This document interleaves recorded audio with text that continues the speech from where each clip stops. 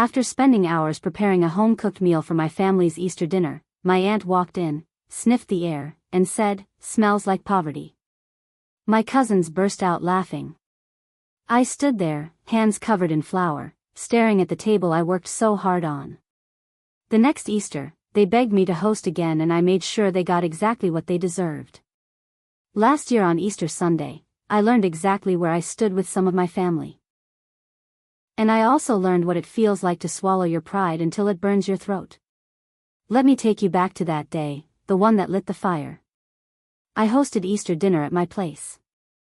Not because I wanted to be the center of attention, but because nobody else stepped up. My mom had passed the year before, and she always did the holidays.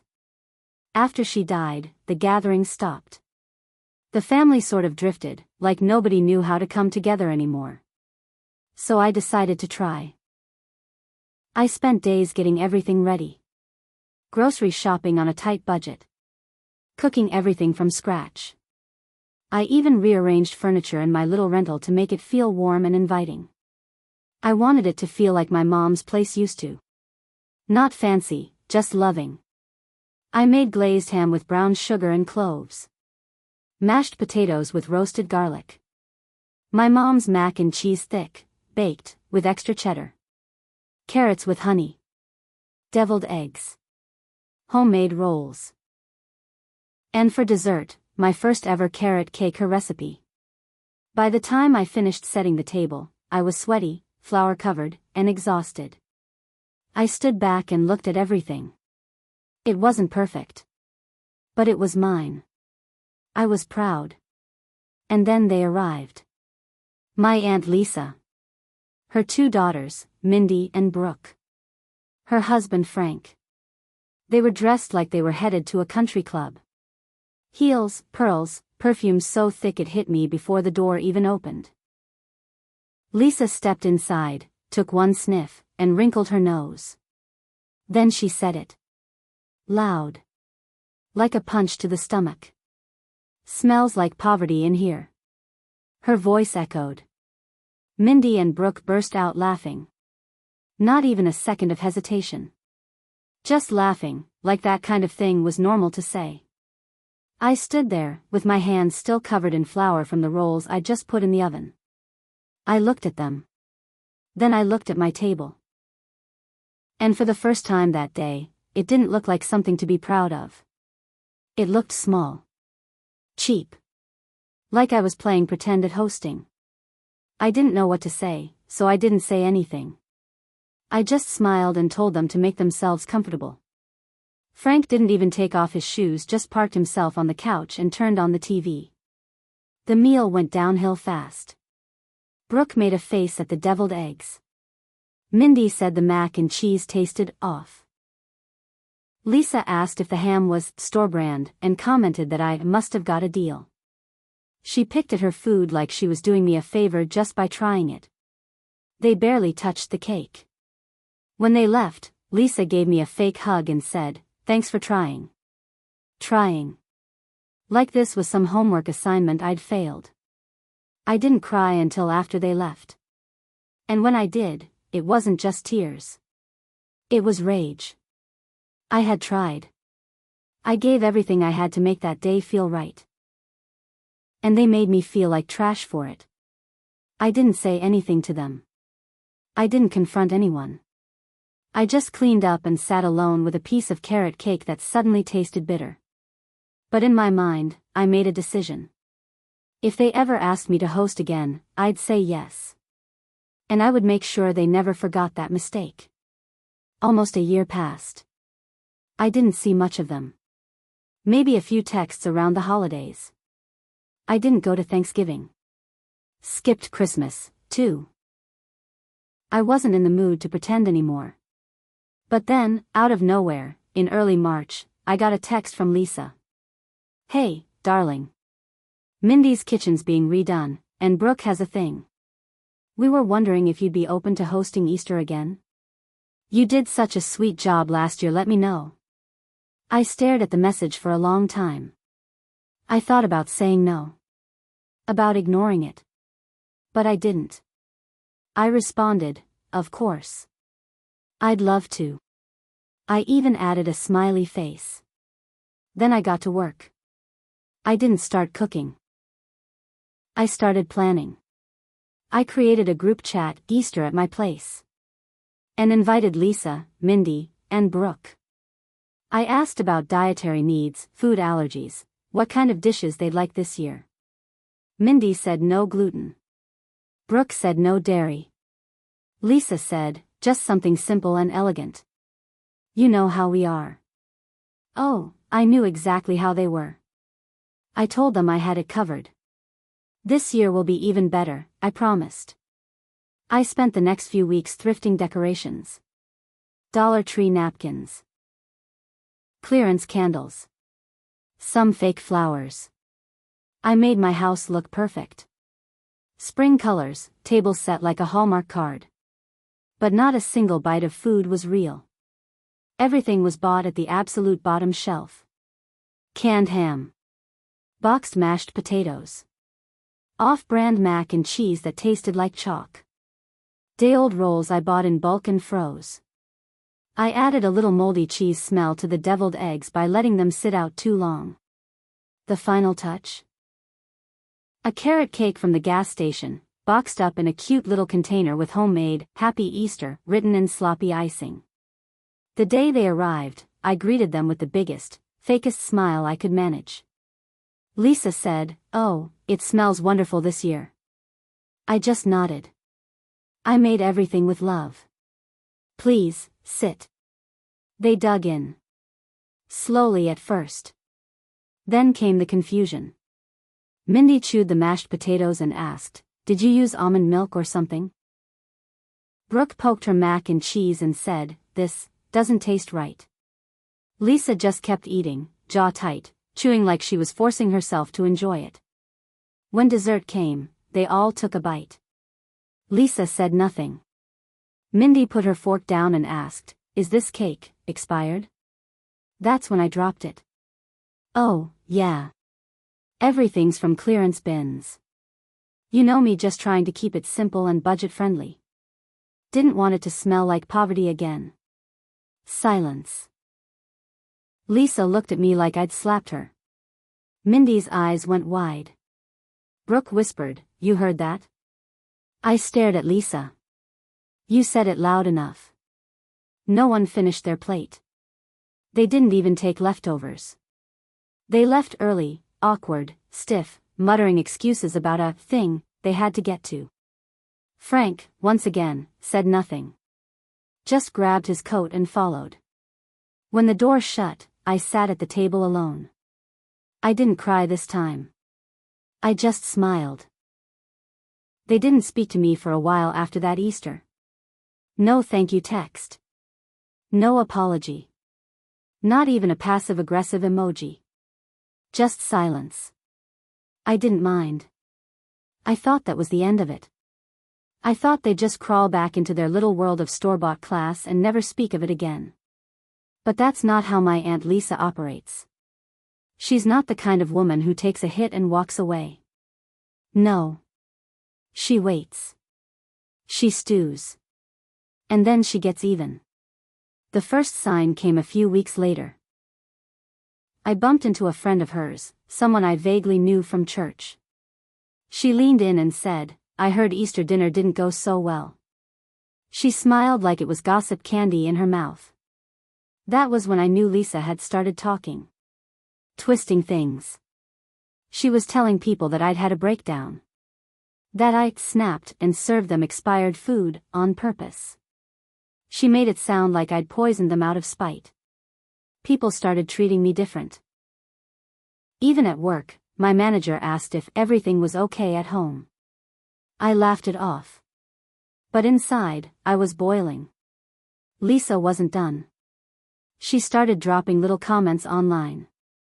Facebook posts about fake people who wear their mother's apron but not her values. Memes about poor manners and jealousy in the family. Every post got likes from Mindy and Brooke. They were building a story. A new version of Easter. One where they were the victims. But the worst part came a month later. I applied for a better job at the school district. Office admin. More hours, better pay. I made it to the final round. Everything was looking good. Then the interview got weird. The woman interviewing me asked, "Can you handle high-stress environments without letting personal drama affect your work?"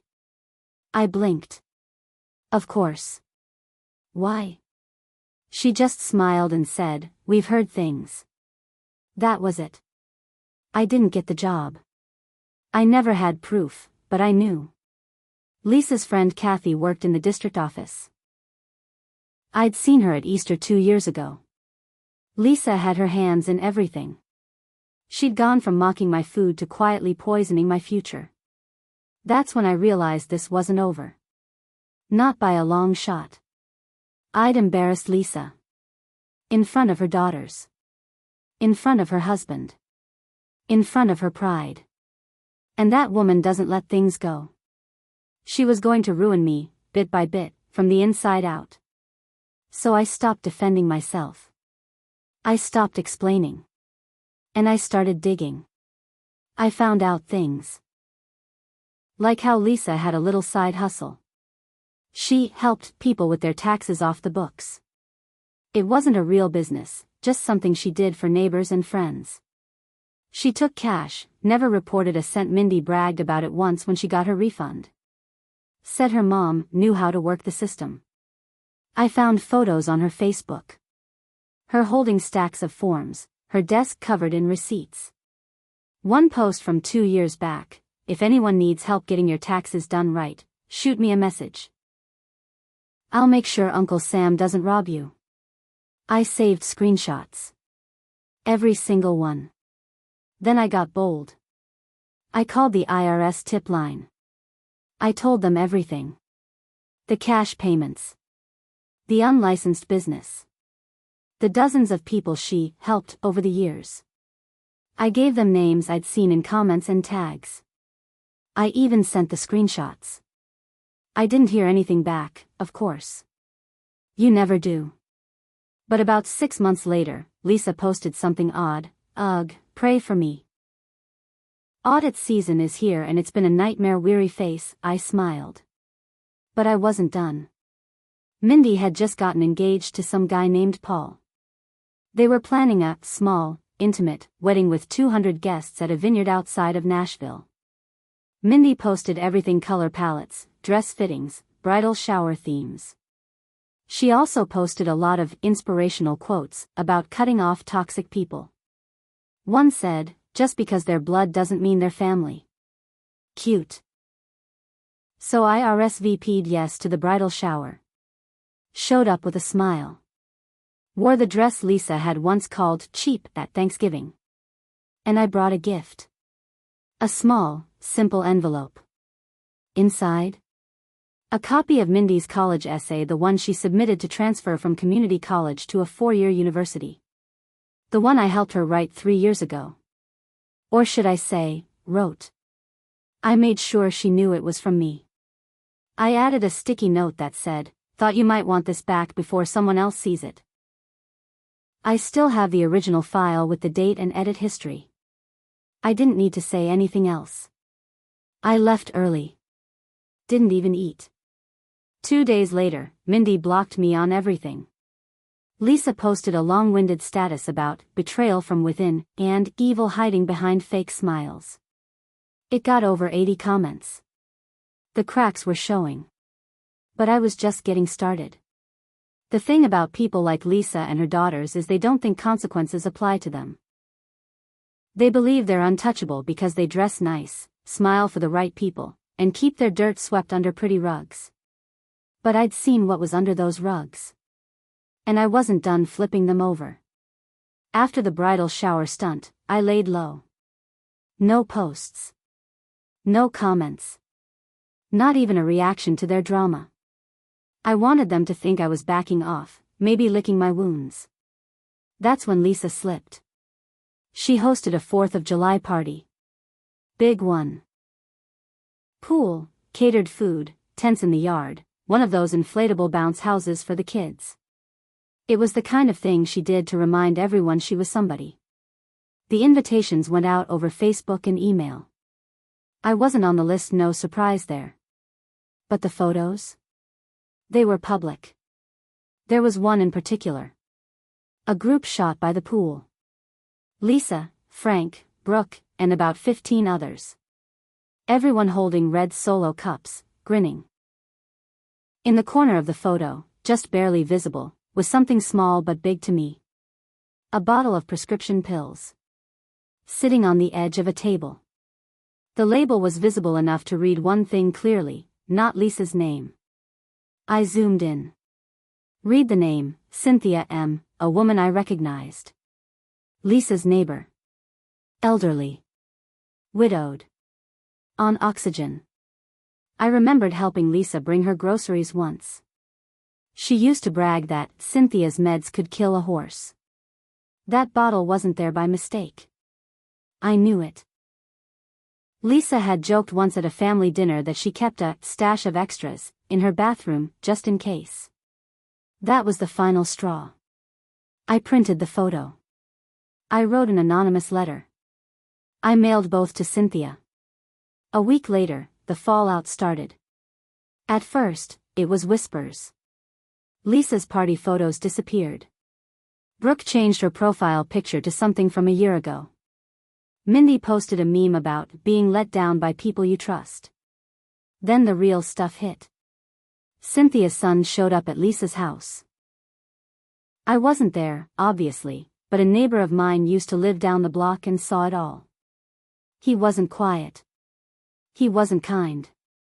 He screamed at Lisa in her driveway loud enough for the whole cul-de-sac to hear. I got a text later that day from an unknown number. Just one sentence. What the hell did you do? I didn't respond. But I screenshotted it. Just in case. 2 days after that, Frank packed a suitcase and drove off. No word on where he went. Just gone. Lisa posted a vague quote about facing storms with grace. Mindy stopped posting altogether. Brooke deleted her TikTok. But still, I stayed silent. Until the day I saw Lisa sitting in the waiting room at the same urgent care clinic where I go. She didn't notice me. She looked thinner. Eyes sunken. Nervous. She was filling out paperwork with shaking hands. I didn't feel pity. I felt something colder. A sort of calm. That night, I wrote a letter. This time, it was to the Homeowners Association.